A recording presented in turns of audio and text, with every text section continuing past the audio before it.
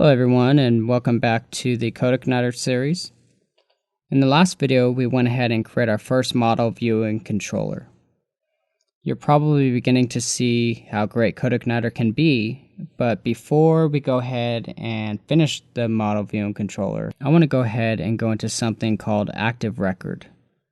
I went over this a little bit in the last video. An active record has to do with the database queries. And it's how CodeIgniter handles these different queries. So instead of just running a query every single time, we can make things a lot cleaner and a lot easier to set up. So let's go ahead and go to codeigniter.com. When we get there, let's go to read the user guide. When you get there, go to table of contents, and on the right hand side towards the top, there's database class. Next, you want to click on active record class. So you can't just do a regular query within CodeIgniter, and in fact, you can just do a standard PHP command. But since we're going to use CodeIgniter, let's take advantage of everything that it has to offer for us. I'm going to show you some of the typical commands that you'd be doing, and then I'm going to show you how to actually run a query, because sometimes it's better to just run a query instead of active record. So if we look at selecting data, you can literally just type in this db get and then the table name, and it will grab everything from the table. I'm going to go ahead and open up my text editor. You can see from the last lesson we have this db get and it's empty.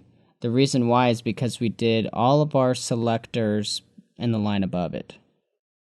I'm going to show you a couple different ways that you can do a selector. So let's comment out what we have now. So what we could do is we could do each selector on a different line. So we could say this db select star, and we could leave that star empty instead. Then we could say this db from posts. Then we would do where. And in case you want to do multiple items in the where, you would just make that an array. Let me show you an example of that. So you can see these two examples are the same, but if you're just doing one item, you don't need to put it in an array. It's just kind of a preference. Maybe you want it so active does not equal 1. You would just add it like this. But you can also change it so it's not equals. You could change it to greater equal to, or you could even put in an equal sign if you wanted. Then we can add the order by, and then we can add the limit as well. So as you see here, we have this on multiple lines. It does the same thing as what we did in the last video.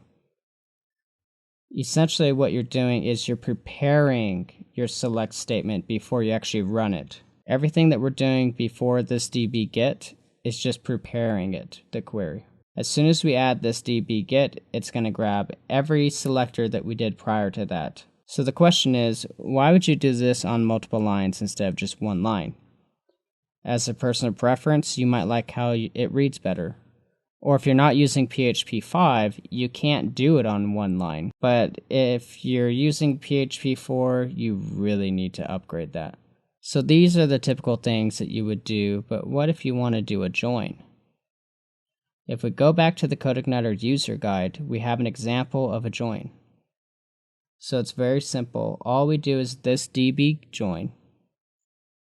Then we're going to put the similarity together, and then you have an option to do a left join, right join, or whatever type of join you want to do.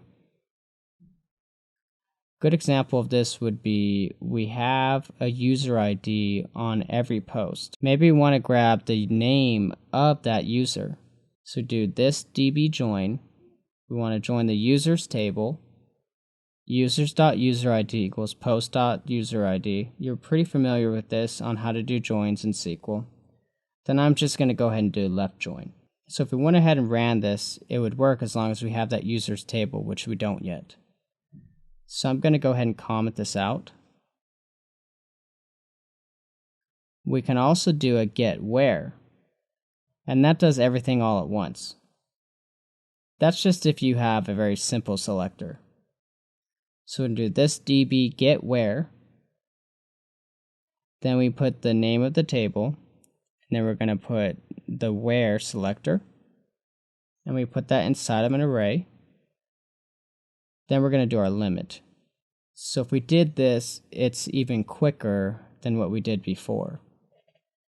So the only thing it's not doing is it's not ordering everything. If we were to just paste this line above it, then it would work. So that's the basics of selecting data. What would we do to insert a post?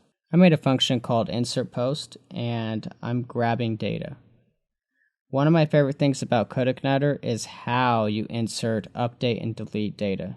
It's very simple. Let's say that our post table just has a title and a description. We would have already created the data array in a controller, but let's do that now. As you can see, this is very straightforward. Basically, what you do is you store all of the data that you're going to insert into an array, and you push that into the insert. So all we do is this db insert, and we're putting it into post, and then we're attaching data to that. If you were doing something as a test, you could potentially just create a form that has all the fields as the text names, and you could put post there instead of data.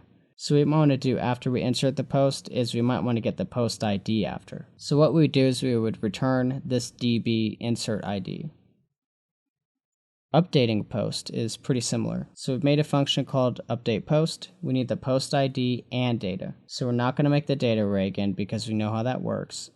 Do this db where, and then after this, we do this db update. So you can see it's very similar. You're just doing your selector and then you're going to update it. Let's look at how we delete something. We do the same selector, and then we do this db delete. So as you're seeing, this is very easy. Let's say you had a really complex query that you're doing multiple joins and ends. You might want to just go ahead and type out the query. What you do is this db query, then you put in the query that you want. So you can see it's very simple. You can still have the flexibility. You can still feel at ease if you're new to CodeIgniter. If you want to type out your queries, you can. And in fact, it's a little bit faster of a load time if you type out the query instead of an active record.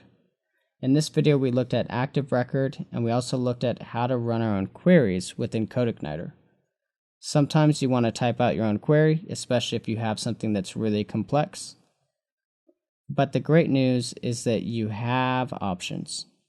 You can use as much or as little of CodeIgniter has as you want.